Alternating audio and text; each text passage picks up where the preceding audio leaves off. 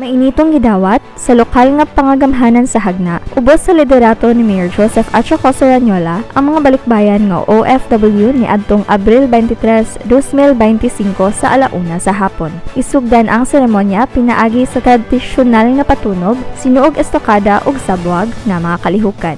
Mga sagad nga simbolo sa mainitong pagdawat sa mga lumulupyo nga mibalik gikan sa gawas sa nasod. Gisalmutan kini sa mga opisyales sa LGU ug mga miyembro sa komunidad nga misalmot sa paghatag ug pagsidungog sa ilang mga kaigsuunan nga OFW. Pagkahuman sa seremonyas, gidala ang mga bisita ngadto sa bag-ong munisipyo diin personal silang gihimamat ni Municipal Administrator Teresa Gina Ranan. Didto adunay mahigalaong panag-istorya sa buhatan ni Mayor Rañola nga misaysay sa kahimtang sa lungsod ug sa mga inisyatiba sa LGU alang sa kaayuhan sa katawhan. Dayon gisuroy ang mga bisita sa mga proyekto nga napasiugdahan sa administrasyon. Usa ka paagi sa pagpaila sa progreso nga natagamtaman sa lungsod tungod sa panakiusa sa komunidad ug liderato. Kini sa Samantha Q alang sa LGU Hagna News.